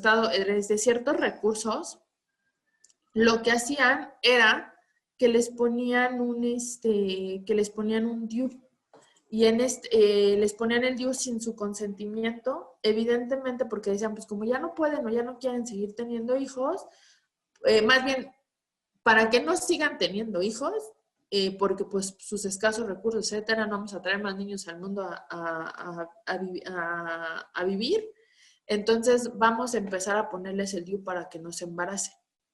Evidentemente esta conducta sin consentimiento es la violencia en contra de los derechos reproductivos, porque solamente nosotras podemos decidir qué anticonceptivo o qué forma anticonceptiva nosotros vamos a utilizar, ¿vale? Nadie más lo puede utilizar. También tenemos, por ejemplo, el tema del clásico hombre que te cambia las pastillas, que te rompe el condón, que le hace un hoyito. Entonces también tenemos que empezar a normalizar y empezar a explicarles a nuestras infancias y también sobre todo a nuestras adolescentes que el tema de la reproducción, cualquier circunstancia, por ejemplo, la clásica de que se quitan el condón en el acto sexual, evidentemente también es un tipo de violencia, porque no solamente te están poniendo en peligro en cuanto a alguna enfermedad de transmisión sexual, sino también lo que están haciendo es también llevándote a un embarazo no deseado, porque a lo mejor tú precisamente estás cuidando con condón para que no embarazarte. Y justamente ahorita ya no podemos hablar de un peligro de contagio porque justamente ya quedó, ya no está tipificado el tipo penal, pero sí el hecho de que se quiten el condón durante el acto sexual también es un tipo de violencia. Luego vámonos a la obstétrica, que esa justo también, ahí les voy a poner un ejemplo. Y sobre todo es en el tema de la atención médica que se proporciona a las mujeres. Y en este caso, bueno, lo pusieron cualquier institución, el tipo penal dice, bueno, en la descripción es cualquier institución pública o privada del gobierno, en este caso, que dañe, lastime, denigre a las mujeres de cualquier edad durante el embarazo, parto o puerperio, y sobre todo para el tema de la negligencia médica, la discriminación y la vejación médica, y sobre todo la atención deshumanizada durante todos esos procesos del embarazo o de la prevención del embarazo, en el caso también de la salud o del esparcimiento de los hijos. Más o menos hace como un año, un poquito más, estaba, ya saben, uno andaba, se volvió adicto a TikTok y estaba viendo el TikTok de un influencer de viaje que hacía justo ese día un video de que se fue a poner el dispositivo, se fue a poner el implante subtérmico. Gracias. El implante subdérmico, y ella decía que le habían abierto así y se lo habían metido sin anestesia, la habían manipulado y la habían cosido sin anestesia. Yo dije, a ver, pero espérame, y esa tremenda barbaridad, yo nunca me lo he puesto, pero nunca había escuchado que eso fuera, que así lo realizaban sin anestesia, ¿no? Y sobre todo la descripción que ella hace. Pero lo impactante para mí no fue eso. Para mí lo impactante fue abrir los comentarios, y cuando abrí los comentarios quedé horrorizada con la cantidad de experiencias terroríficas que las mujeres han vivido, no solamente cuando se han puesto el DIU, cuando se han puesto el implante subdérmico, cuando han tenido hijos. O sea, decían ellas, o sea, yo pensé o yo había normalizado que me tenía, o sea, que el famoso corte que les hacen, que ya es violencia obstétrica, que dicen que no es necesario, pero que lo hacen, que lo hacían las instituciones de salud para mayor facilidad. O por ejemplo, hay ay, perdónenme, les ofrezco una disculpa de antemano. Tengo una amiga que es obstetra y decía que cuando ella empezó a hacer sus prácticas, aparte que le hicieron el corte, cuando le estaban suturando, ¿saben qué dijo el médico que estaba suturando? Dijo, le voy a dar una puntada de más para que el marido disfrute más. Y yo así de, ¿es en serio? Eso es violencia obstétrica. Pero el problema es que nunca nos enseñan que ni nos tienen que violentar, ni nos tienen, digamos que eso de ahí estarnos manipulando, cuando, bueno, yo no he tenido hijos, pero estar haciendo la manipulación cuando están haciendo para ver si cuántos grados de natación. Algunas veces son muy violentos y muy agresivos para el cuerpo. El negarte la epidural es una violencia obstétrica. El ponerte un DIU, incluso no nada más es una violencia en contra de los derechos reproductivos, también es violencia obstétrica. Esa cortada y esas puntadas que no tienen que ir es violencia obstétrica, porque aparte provocan un daño en el cuerpo de las mujeres, o sea, provocan desgarros y además de esos desgarros provocan daños que a la larga, por ejemplo, las mujeres van a sufrir de incontinencia urinaria, van a sufrir de otras cuestiones, o incluso, o sea, ese corte, la verdad es que me decía alguien lo leí alguna vez, es bastante riesgoso. Pero les digo, les reitero, quedé tan impactada con el nivel de comentarios y de experiencias cuando una mujer va a cuidar su salud reproductiva, que yo dije, ¿y por qué? Pero ¿qué pasa? Que la mayoría de las veces no sabemos, no nos explica que eso que nos están haciendo, que nos van a hacer o que nos hicieron, no es lo correcto. Actualmente ya sí se les dice que en la práctica no deben hacer eso. En la práctica ya puedes denunciar a un médico por violencia obstétrica o por cualquier, en el momento, o sea, que tú identifiques. O sea, que tú identifiques, que digas, a ver, espérame, yo esto no se me está haciendo correcto. O, por ejemplo, eso de cuando le pusieron el implante, yo dije, ¿es en serio? Ya después le pregunté a una amiga y me dijo, no, si te ponen anestesia local. Y yo dije, bueno, entonces que este médico en su afán de decir, bueno, pues ya te lo viniste a poner, ahora te chingas y sufres el dolor, perdón la expresión.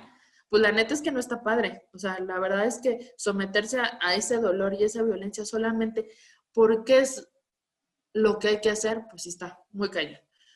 ¿Hasta aquí alguna pregunta, algún comentario? Si alguien gusta encender su micrófono para hacer algún comentario, lo puede hacer. Adelante. No hay comentarios en el chat ni tampoco manitas levantadas. Ok, vamos a dar. El otro, Sí, ya pusieron en el chat. Para la denuncia de violencia obstétrica, me imagino que es en donde se hace. Damaris, si quieres, sí, ¿cómo lo evidencias? en este caso, miren, muchas veces, sobre todo el tema de la violencia, en tema de violencia genéricamente, aparte de tu denuncia, sí tienes que ser muy detallada en todas las cuestiones, por ejemplo, en el parto. Ay, mira, me diste un ejemplo. La cuestión médica, puedes ir y pedir una segunda opinión, en este caso, para ver cómo fue el procedimiento que te realizaron. Incluso esa horrible cesárea que les hacían también ya está considerada como violencia obstétrica, ¿no? Porque aparte ya se sabe que está mal hecha esa cicatriz, que parece que van a hacer necropsia, está mal hecha, o sea, no tiene ningún beneficio. Por ejemplo, el tema de los comentarios, puedes, o sea, ir y hacer, si tienes testigos, está súper bien. Si no, tienes que ser muy detallada con los comentarios médicos, se tienen que ser muy detallados, sobre todo en el tema de violencia, y sí les va a dar ese super tip. Hay que ser muy específicos con los hechos y cómo los narran. En el chat dice, a mí me pasó lo mismo con el implante y aparte me lo pusieron mal en el seguro y me super enfermé solo porque mi pareja no quería usar protección y en el seguro no se hicieron responsables. Dijeron que seguro me lo puse clandestinamente en otro lugar. En este caso, con el seguro tenemos mucho más evidencia. ¿Por qué? Porque seguramente ellos deben de tener, no sé si los implantes, pero deberían de tener un número de identificación, número de serie, y el seguro debe de tener cuáles son los lotes que ellos adquirieron. Además de que si tienes tu cita perfectamente en esta cuestión, tienes dos evidencias. O sea, uno, el de la cita que te hicieron, cuándo te lo pusieron, detallar específicamente cómo se realizó.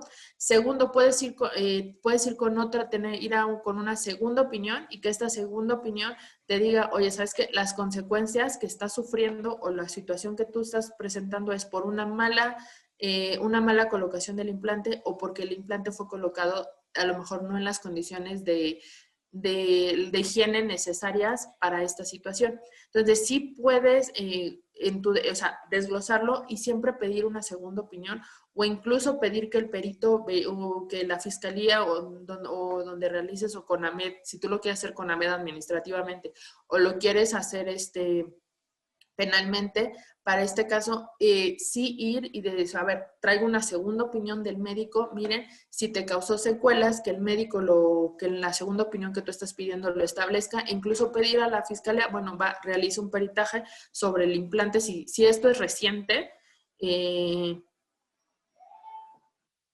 si esto es reciente, para este efecto, digamos que ir documentando lo que tú puedas, pero sí, a veces sí les digo, sean muy precisos en los hechos y digan, a ver, tal día, tal hora me lo puse, a partir de no puse, no me lo, empecé a sufrir las secuelas, fui con tal médico, me lo tuvieron que retirar, incluso si conservan el implante, a ver, tal vez este fue el que me pusieron, y aquí está el médico que está atestiguando que me lo tuvo que quitar y me lo tuvo que volver a poner. Entonces, sí, esos detallitos son muy importantes y con esos, a lo mejor de entrada, lo puedes acreditar. Después, a lo mejor la fiscalía, si lo denuncias penalmente, podrá ir buscando otros elementos. Lo que sí te puedo decir es que, y yo creo que parte de eso también lo normalizamos, tomar pastillas anticonceptivas, buscar otro medio alternativo porque el hombre no se quiere poner condón. Eso también es violencia de carácter sexual, ¿vale? Gracias. Tenemos otra duda. ¿Hay algún equiparable de violencia obstétrica para varones? En este caso no, porque acuérdense que el tema obstétrico es tema de procreación de hijos y tema de el tema reproductivo de la mujer. Entonces ahí sí no hay violencia obstétrica para los hombres. Tendríamos que buscar a lo mejor alguna conducta que sea equiparable. A lo mejor lo están diciendo porque dicen de a lo mejor de manera no voluntaria, y eso no puede ser, de manera no voluntaria, que les hagan la vasectomía. Entonces, no, pero o sea, no, porque ustedes son conscientes, es más común que a las mujeres sin su consentimiento les hagan ligadura de trompas. Ahí sí. Gracias, ya no tenemos otra pregunta en el chat. Gracias. Bueno, ahora vámonos con el tipo de violencia que es de las que más ha causado revuelo. La violencia feminicida. Quienes estuvieron ya charlas conmigo, creo que ya les dije que yo soy enemiga del tipo penal de transfeminicidio, súper enemiga, porque al final del día el tipo penal dice el homicidio de una mujer por razones de género. Y pues para mí cualquier persona, ya sea transgénero, transvesti, transexual, lo que sea que se identifique como mujer, para mí entra dentro del tipo penal de feminicidio, pero pues bueno, hay personas que no lo consideran así y para mí se me hace una segregación. Incluso, no me pregunten cómo, terminé en el colectivo de la comunidad trans, de la comunidad LGBT en la marcha y decían una consigna muy, muy, muy cierta. No solo las mujeres cis están desapareciendo o solamente las mujeres cis están muriendo, también las mujeres trans. Y me refiero a transgénero, transvesti, transexual, o sea, no solamente las que somos mujeres cis, también están desapareciendo las mujeres trans. Y la verdad es que a mí esta segregación del transfeminicidio y del feminicidio se me hace de lo más incorrecto, pero bueno, jurídicamente hubo quien le pareció políticamente correcto. Para mí era más políticamente correcto reconocer que sin importar si naciste biológicamente o te identificas como mujer, son exactamente lo mismo. Reconoces a todas como mujeres o nos debemos de reconocer a todas como mujeres, ¿vale? Pero ya se los había dicho yo en otra charla. Justo el último grado de violencia que existe es el de la violencia transfeminicida, de acuerdo al violentómetro. La verdad es que ya le pusimos el feminicidio, ya le pusimos una etiqueta a este tipo de violencia.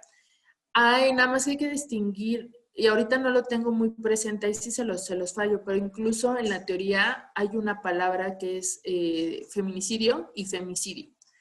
En el caso me parece que el femicidio, si no me equivoco, es el homicidio de cualquier mujer, pero que no está relacionado con temas de género, mientras que el feminicidio tiene características particulares y sí justamente es por temas de género y tiene ciertas, digamos que se tienen que cumplir con ciertos requisitos.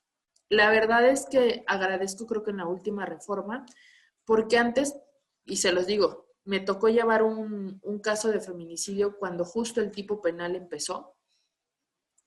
Fue muy complejo porque el tipo penal no era cualquiera de las opciones, era todas las opciones. Y si no cumples con todas las opciones, entonces no es feminicidio. Entonces, este grado de violencia, una de sus principales particularidades es que por temas de ser mujer, pero además de solamente ser mujer, sino que también está relacionado con cuestiones o circunstancias de relaciones, que haya existido un vínculo de pareja o un tipo de relación entre la víctima y el victimario, que exista en este caso antecedentes de violencia, que justo del cuerpo, se deshagan del cuerpo de una manera denigrante. Y me falta uno, pero ahorita lo recuerdo, ¿vale? Y justo de feminicidio, del tipo de violencia feminicida, después se desglosaron una ley que creo que fue una de las mejores y creo que es la primera vez que la sociedad se unió de manera positiva en favor de las mujeres, que fue la famosa ley Ingrid, aquel caso de hace 3, 4 años en el cual pues la verdad es que las fotografías que todo el mundo giró por internet y que gracias a Dios al algoritmo, a la responsabilidad social de las redes sociales es que dejaron de circular. El caso de esta chica que fue asesinada en un departamento, me parece que si no es en Escapotzalco, algo así, y el departamento estaba completamente ensangrentado, el tipo la desmembró, fue muy desagradable y se rumora que elementos policiales fueron los que filtraron esa escena, que la verdad es que prefiero no describirla. Gracias a esa ley Ingrid es que ya se sanciona y se tiene control exactamente de quiénes son los que entran, quiénes tienen el manejo de las fotografías, de la información que está dentro de la carpeta de investigación y sobre todo para evitar la divulgación de casos en los que se exponga a la víctima. Justo gracias a esta ley Ingrid y que yo se los decía, agradezco infinitamente porque solo se tiene que exhibir, y estoy hablando de exhibir a las víctimas porque parece que eso es lo que le encanta a la gente, le fascina a la gente ver a las mujeres en esas condiciones, en lugar de que exhibamos y en lugar de que le pongamos una etiqueta a todos los agresores. La verdad es que sí, es actualmente uno de los fenómenos, la violencia feminicida, de los más graves que tenemos como sociedad y de los principales que hay que combatir.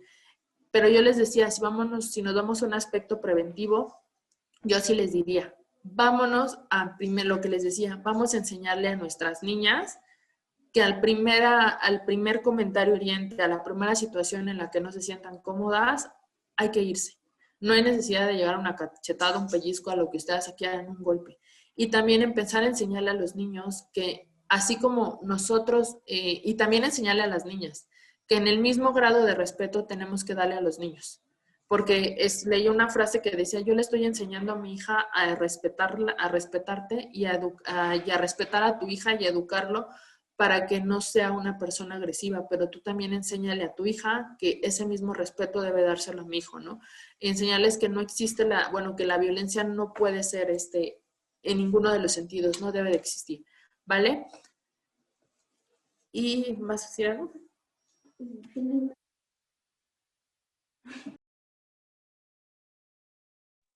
Me preguntan en el chat si hay algún lugar en donde des asesoría personal. Tengo alergia, disculpen. Eh, personal como tal, no, no es cierto, no. Llevo trabajando temas de género desde hace muchos años. Quien guste, y ya sea fuera externo y tienen alguna duda, alguna inquietud sobre algún tema ya legal, jurídico, en el que los puedo apoyar, ya sea que me contacten a través del correo que les puso Fernanda, que es el que manejo oficialmente aquí en la Junta, o tengo una página de Facebook, esa es página mía, que es dulce.agatón. No me manden a mi perfil personal porque no les voy a contestar, la verdad, pero en la página de Facebook dulce.agatón o dulce-agatón, algo así, en Facebook, ahí me pueden encontrar y ahí me pueden mandar todas sus dudas jurídicas y con todo gusto, confianza, si no es a través del correo, a través de esa red social, me las pueden mandar y yo con gusto los atiendo. Sí, no hay otra pregunta. Gracias. Y ya vámonos a lo último, porque ya para que si quieren hacer preguntas o quieren alguna cuestión compartirme, les digo, yo aquí me encanta hablarles desde la experiencia, porque yo justo les decía en su momento policía de investigación, es bien fácil venir a decir, es que a la prima de mi amiga le pasó, o es que a fulanita le pasó. No, espérenme, todos podemos y todos estamos expuestos a la violencia. Todos, todos, todos. Yo les puse el caso personal. No me da vergüenza porque gracias a ese shock emocional, es que comencé a empezar a trabajar estos temas y sobre todo el tema de ayudarles a las mujeres en el empoderamiento, pero en el empoderamiento positivo, en el empoderamiento del amor propio, desde el amor propio y no desde el feminismo radicalizado de todos los hombres son nuestros enemigos, no. Así como hay hombres malos, también hay mujeres malas. Les decía justamente que las instituciones es muy común ver la violencia institucional de mujeres en contra de mujeres y la tenemos más que normalizada. Hemos estado tan acostumbradas a ser enemigas una de las otras o competir que hemos normalizado atacarnos entre nosotras en lugar de realmente entender el tema de la sororidad. No sé si vieron, y ahorita aprovechando la violencia feminicida, cuando el tema de todos los videos para el 8M, había uno en particular que decía, a ver, a mí no me importa si fuiste amante, a mí no me importa si me trataste mal, a mí no me importa si fuiste grosera, yo te quiero viva. Y de hecho mi cartel decía así, o sea, no necesitas ser mi amiga para quererte viva, ¿no? O sea, hoy marchamos por todas, porque la sororidad no puede ser selectiva. O sea, no puedo decir, ay, porque me cae mal la de al lado, pues ojalá que le pase algo. Bueno, no es mi problema, no. A mí si la de al lado me cae mal y toco madera, le llegara a pasar algo o necesitar el apoyo, lo va a tener y se lo voy a dar, aunque no sea de mi círculo de amistades, aunque no sea mi amiga, justo porque en eso radica la sororidad, apoyarnos entre todas. Pero tal parece que todas hemos comprado el discurso misógino, que tenemos que competir entre nosotras, que tenemos que pasar encima de otras y sobre todo lo clásico, inventar chismes sobre la otra. O sea, a veces no nos damos cuenta que ese tipo de cosas, de situaciones, generan una mayor afectación de carácter psicológico. Bueno, ahora vámonos con la violencia simbólica y en esta la clásica. Utilizar cualquier símbolo, cualquier expresión, cualquier situación en la cual nosotros, digamos que creemos mofa o en su defecto, nosotros violentemos o fomentemos los estereotipos o mandemos mensajes. Les voy a poner un ejemplo. Creo que el 8M sirve para depurar tus redes sociales para muchas. Hay una influencer que se llama La Fashionista, que es una persona que por primera vez me hizo entender que decir gorda no es una ofensa.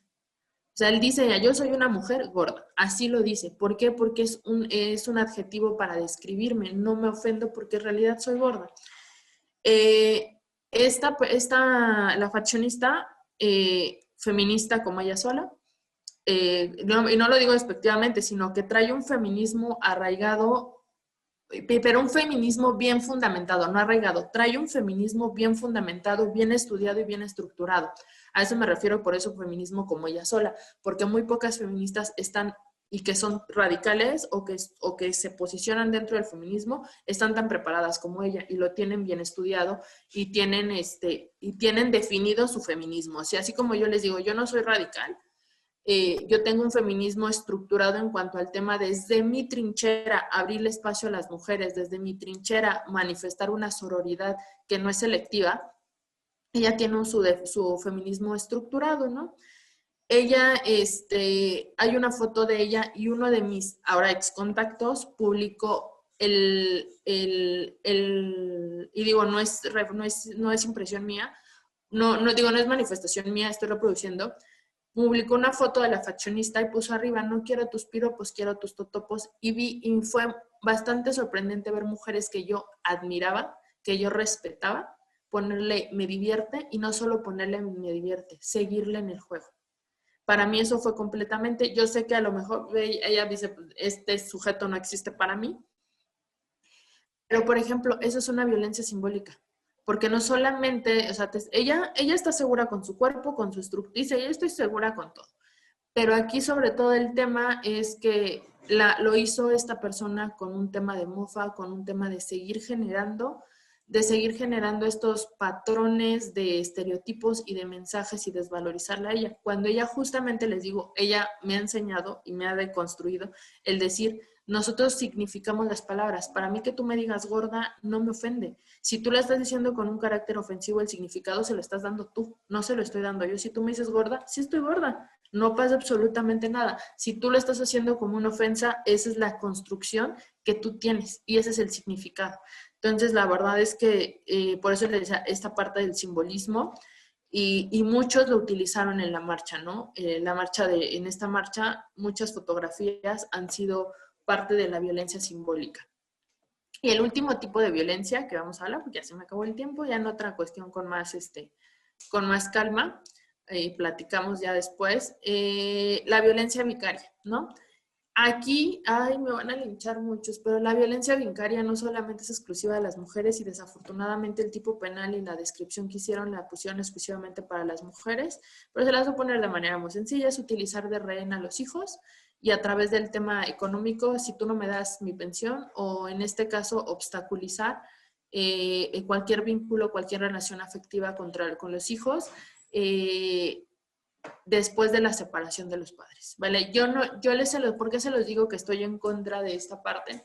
Porque no nada más dejarse en los hombres hacia las mujeres de un día me llevo de visita a mis hijos y no los vuelves a ver hasta que yo quiera, etcétera, o viceversa. Hay veces que las mamás son las mismas generadoras de violencia porque no solamente le hablan mal a los hijos de los hijos del papá, sino que también aplican la de si tú no me das pensión, pues hasta aquí llegamos, no vas a ver a tus hijos hasta que yo vea la pensión. Vemos muchos casos mediáticos. Últimamente, si ustedes echan un vistacito y un clavado a las redes sociales, van a ver el caso de una activista de derechos humanos y pseudofeminista, que ya había tejido una red en la fiscalía justamente utilizando la violencia, no solamente la violencia vicaria, sino haciendo denuncias falsas sobre agresiones sexuales en contra de los hijos, lo cual es bastante delicado porque expones y exhibes a los menores a terapias grupales con niños que sí han sido víctimas de violencia y no se imaginan el shock emocional que puede resultar para los niños, o a los niños decirles, si es antes de los 7 años, al niño decirles que el niño crezca con el discurso de tu papá te agredió sexualmente, tu papá te hizo esto, ¿no? A veces, yo la verdad es que no, por eso les decía que no los hombres, ni todos los hombres son malos, ni todas las mujeres somos buenas. La verdad es que es un tema bastante delicado esta investigación que se está realizando. Habrá quien esté en favor de ella, habrá quienes digamos todo cae por su propio peso, pero la verdad es que sobre todo ese tema de la violencia vicaria, digo, yo no soy partidaria que sea nada más un tipo penal que diga exclusivamente que la ejercen los hombres, sino más bien tendría que ser un tema en el que esté abierto para todo el catálogo, ¿no? Tanto para hombres como para mujeres.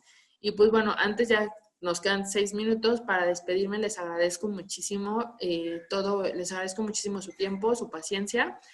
A quienes participaron y estuvieron presentes, les agradezco y pues sobre todo, digamos, espero haberles empezado haberles transmitido el mensaje que yo quería, que era cómo empezar a atacar o crear mecanismos preventivos para digamos, no solo para ustedes, también para el personal con el que trabaja, con los usuarios de sus servicios, incluso con su entorno, y sobre todo, se los digo, a lo mejor yo hablo en algunas situaciones, en algunas hablo desde mi privilegio, porque tengo el privilegio de que no me falte una amiga, una hermana, una tía, una prima, una conocida, tengo ese privilegio, pero también les hablo desde la experiencia de sí haber sido víctima de violencia en algún momento y de algún tipo, ¿vale? Y no solamente por hombres, también por mujeres. Entonces, pues yo creo que al final me quedo con una de las palabras que les dije, que la indiferencia, bueno, que el privilegio no les robe ni la empatía y los acomode en la indiferencia. Muchísimas gracias. Muchas gracias, Dulce. En el chat solamente hay agradecimientos por la plática que nos acabas de dar. Me voy a permitir compartir la pantalla para, para hacer entrega de este reconocimiento a Dulce Montserrat Agatón Barrera por haber impartido la actividad de capacitación Violencia contra las Mujeres, contexto histórico y herramientas de prevención. Este reconocimiento lo firma la maestra Gabriela Lobato Belmont, directora de programas asistenciales. Este reconocimiento te lo haremos llegar vía correo electrónico, Dulce. Muchísimas gracias por la información que nos brindaste tan importante. Y bueno, voy a checar una vez más el chat. Dice, gracias por tu mensaje y por el curso. El curso es motivador para todas las mujeres que estamos en lucha constante. Muchas gracias por el mensaje y la información. Buena tarde, excelente tema. Gracias, que haya continuidad. ¿Alguna recomendación bibliográfica o cinematográfica? Miren, recomendación bibliográfica que yo les puedo recomendar, digamos que si quieren empezar un poquito a trabajar y entender, y que se avienten un clavadito, les recomendaría el protocolo de actuación para juzgar con perspectiva de género de la Suprema Corte, pero no se vayan a la parte de abajo, nada más lean la parte introductoria. La verdad es que es muy bueno y sobre todo también les enseña la parte de entender un poquito toda esta herramienta que es el contexto. Había otro libro que les iba a recomendar, pero se me fue la onda, pero si quieren empezar igual a familiarizarse un poco con el tema tanto de la lucha que del contexto del 8M, y entender un poquito la situación de los tipos de violencia. Si aún lo consiguen, hay un libro muy bueno que se llama Las fosas de agua, un poquito crudo. No soy muy fan de Frida Guerrera, la verdad es que no soy muy fan, muy fan. Respeto su trabajo, es muy loable, la verdad es que, pero no soy muy fan en cuanto al tema, pero les va a permitir entender también el tema del contexto de las mujeres. Tiene casos muy particulares y muy interesantes en el libro de Ni una más.